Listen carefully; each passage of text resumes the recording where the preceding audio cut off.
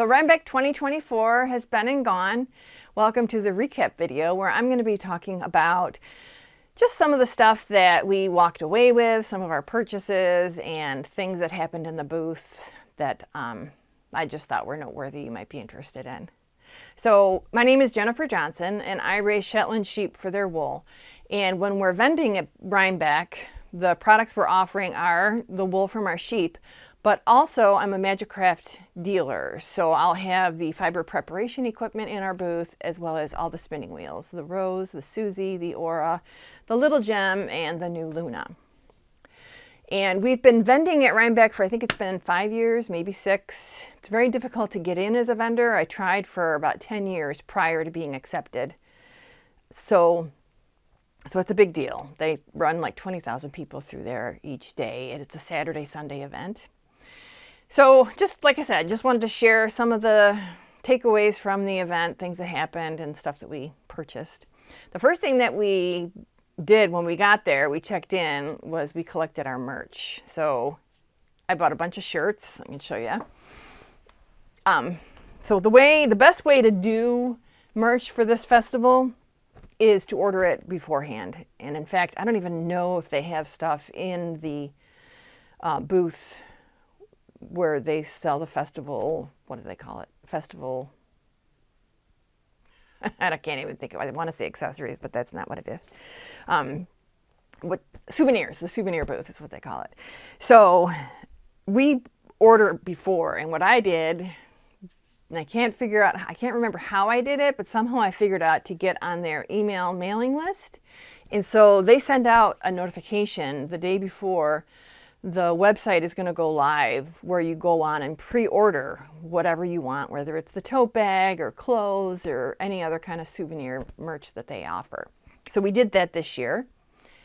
And within a day or two, a lot of the stuff that we ordered was gone. So one of the things I got, well, first of all, is this beautiful lavender colored, really lightweight t-shirt, V-neck, very pretty with a feminine cut, which I like.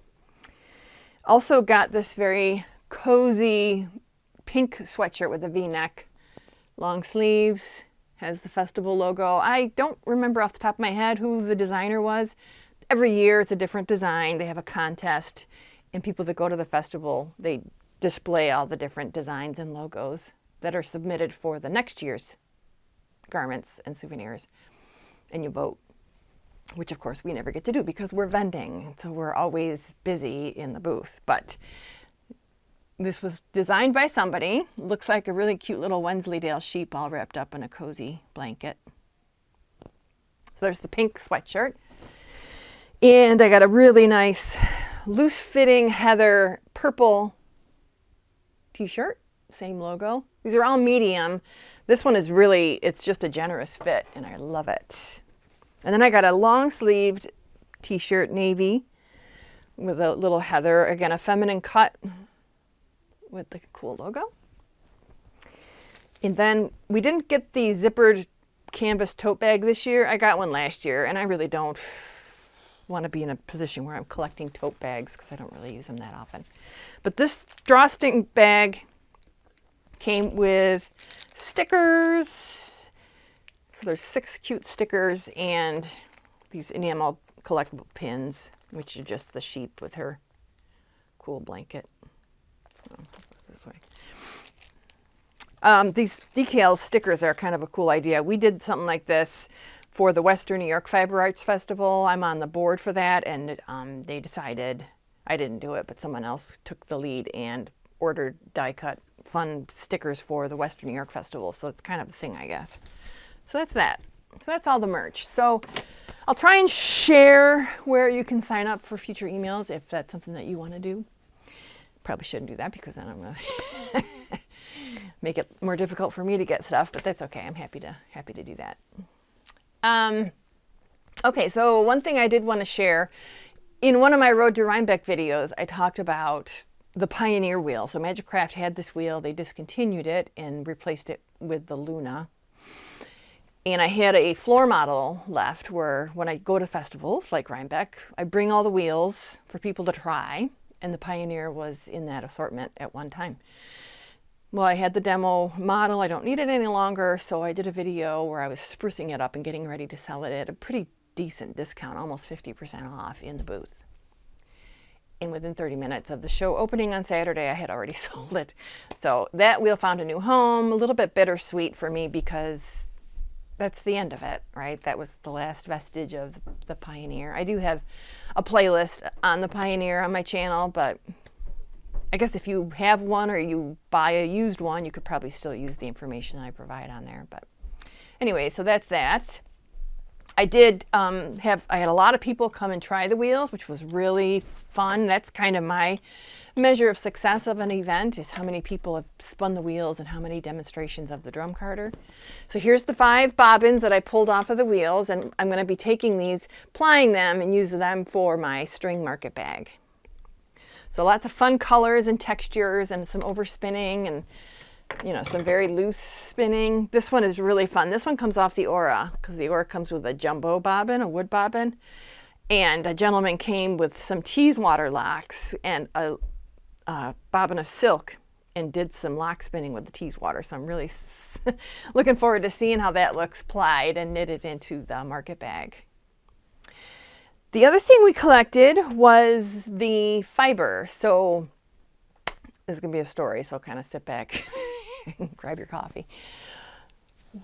So I'm a farmer and I raise the sheep for their wool. Majority of the fiber gets offered to hand spinners in the form of raw fleeces, and that I offer in the spring, just after I finish skirting, and I do a fleece auction. Takes a week.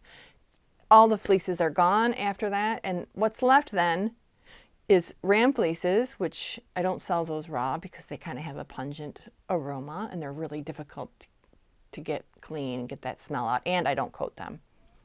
So the ram fleeces, I buy fleeces from farmers who purchase our breeding stock, and if they're not into fiber, you know, they're raising them for some other purpose, I'll buy the fiber from them.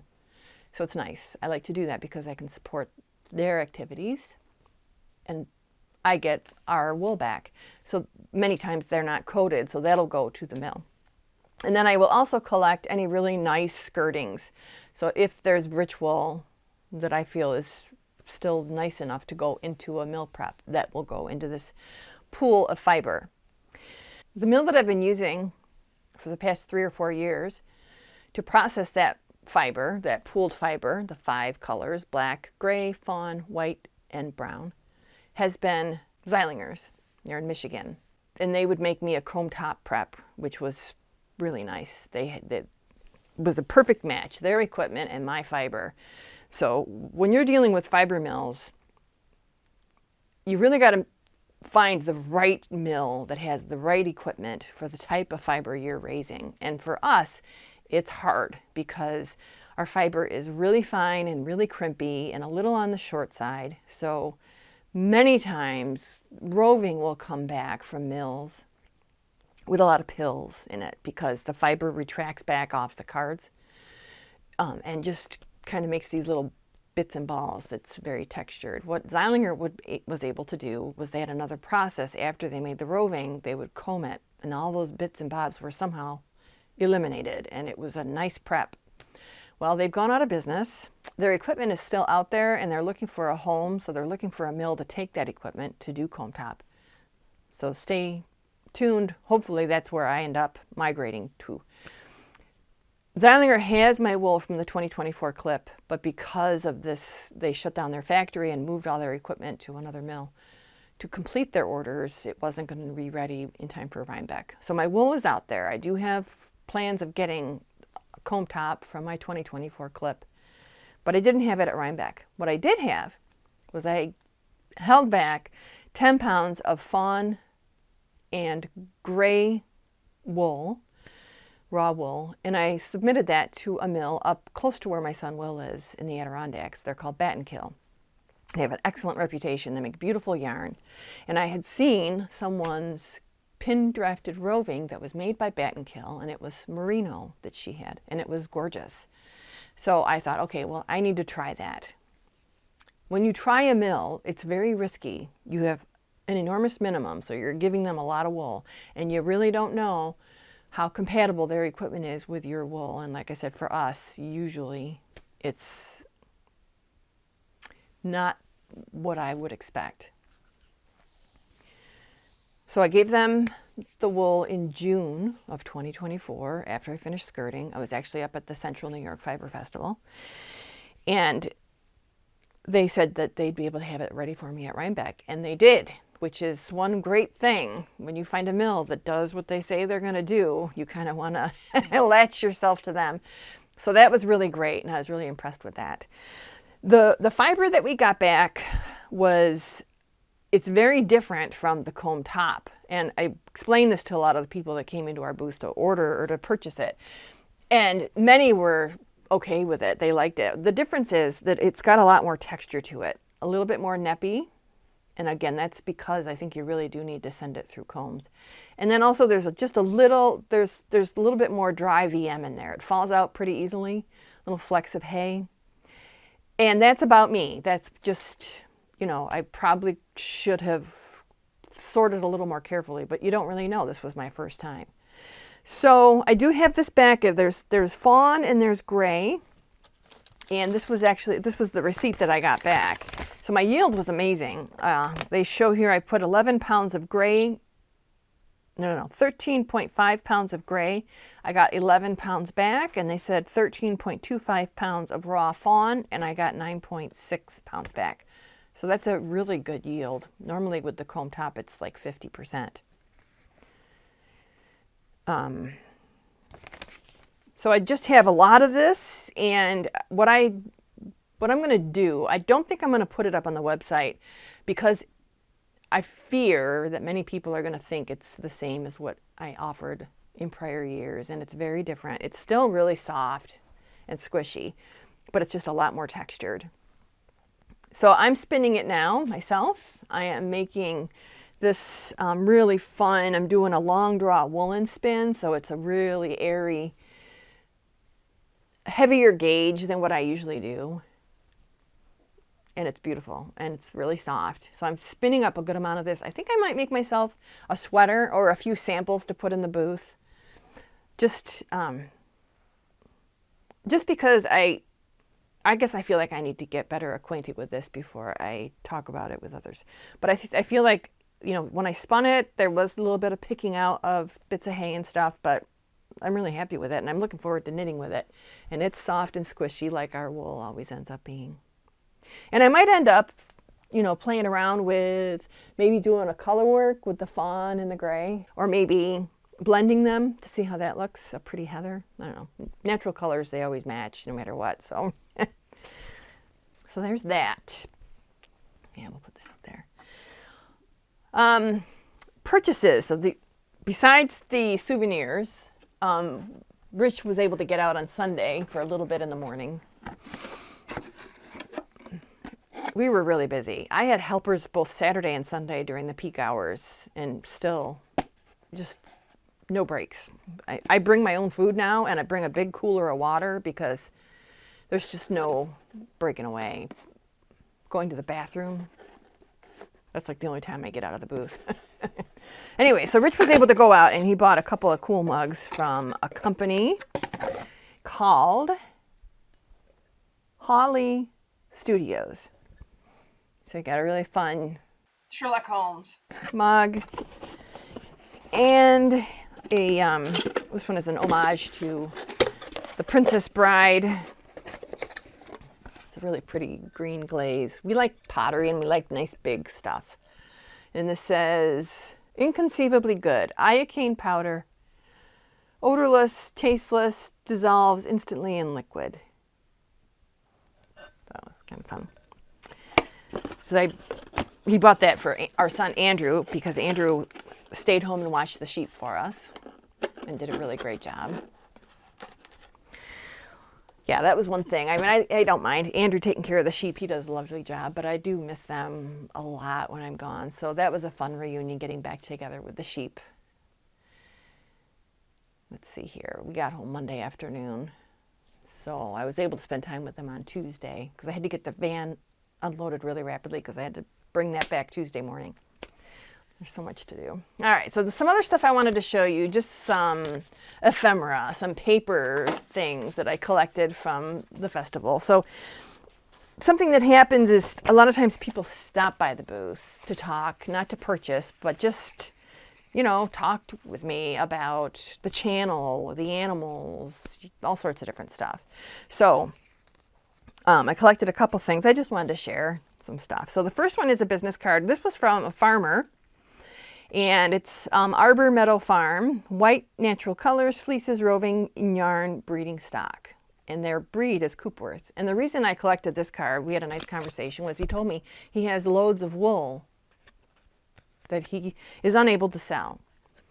And it just so happens I was having a conversation with a friend in the area that is also a fiber enthusiast who wants to start dyeing fiber, breed specific, kind of like what our friend Jill Draper does, where she wants to collect local wool, breed specific, and then dye it. So I'm going to connect these guys. It may turn into something, it may not, but we'll see. The next one is, this is a card from a designer. Her name is Juliette Picot, and she stopped by the booth. I think she bought yarn. And we had a conversation. I looked at her because she was very tall and very beautiful. And I just looked at her and I'm like, are you somebody? Because she looked like somebody that was popular. So she's a designer and she's on Ravelry and she does have a pretty good following. So we were talking and just enjoying each other's company. And I asked her, you know, based on the wool that she saw in my booth, what kind of a pattern would she design for that? And she was really gracious and talked about maybe making like a cowl or a hat or something where you'd wear it next to your skin. And I said to her, you know, one thing I was looking for was a pattern for a camisole. I've talked about this before, I think, but I'd like to have something I can really show, like wear it to an event underneath a blouse or something and say, yeah, I'm wearing a wool camisole from our sheep, just to demonstrate how next to skin soft it is. And she said, well, it just so happens she had just completed a pattern, made the sample, and is getting it, I think it's being published right now or something, being tested and published. For a camisole, she showed me the photo. It's exactly what I want to make. It's a real simple design, not a lot of elaborate lace. And it looks like the straps, I could actually adjust them to make them a little wider because I'm a little modest. I don't really like my bra showing. So anyway, so that was kind of cool. So I'll put this up for you to see. Hip Strings stopped by the booth. So they are Magicraft users. So they bought a bunch of equipment and they are an influencer on a bunch of social media. And I got their card because she's a teacher, one of them. And we talked about possibility of having her do classes at my local festival, the Western New York Fiber Arts Festival, where I was looking for instructors. Or maybe come out to the farm and, you know, once I get my building built, which is something I need to update you guys on, but that's another video, have her come out and do some classes or something. So I have her card. That was kind of a fun conversation. Had a nice visit with the women from Long Thread Media. They stopped by the booth. So I've written a couple articles for them and talked about some ideas. I've got 3 ideas percolating for articles, or, you know, just sharing information about the farm. But also they have this natural fiber showcase. It's a directory of natural fiber sources, and probably will be supporting that. Although now I'm reading this, the deadline is October 25th, so probably won't be, but I'll try and hit them up next year because I like to support this group. I think they're really important to keep the community informed and connected, so working on that. I do have a program. This is handed out to every person that walks through the gates, and I will take a photo of each page and put it at the end here in sort of a slideshow so you can see all the stuff that's in here. There's a map, there's the directory, there's the event schedule, lots of really fun pictures, so we'll share that. And then last but not least, I'm not going to tell you about this, but I'm going to tell you this. Somebody stopped by the booth and they have invented a tool for taking wool and making it into stuff. And I am really interested in working with them to offer it at my shop. So I have to set up a meeting with them and get trained and demo, and there's a ton of stuff to do. But that was really exciting and interesting. So I'm looking forward to that, and that'll be a future video once I get this hammered out. You know, I might not do it, but I'm intrigued, so we'll talk about that later. I think that's everything I wanted to share with you. Thank you so much for stopping by to watch the video. Thank you also if you stop by the booth to offer your support and, you know, just give me the feedback that I really love to hear about the channel. Positive or negative, it's great either way. So thank you for watching. If you liked this video, it helps the farm in many ways if you click that little thumbs up button. And also, the more subscribers I get, the more times I'm going to be presented to other people that are browsing on YouTube. So subscribing actually helps me. And then if you want to get notified of new content, just click the little bell, and that will send you an alert or a notification on your device that a new video from Whispering Pines Farm is available. All these things really help the farm. And even just watching, you know, the watch time we get helps the farm get noticed and builds our customer base so that we can continue to support and care for our lovely flock of soft shell-in sheep, and also be able to offer you the terrific products from Magicraft. So thank you again. I hope you liked the video, and I hope you can come back soon.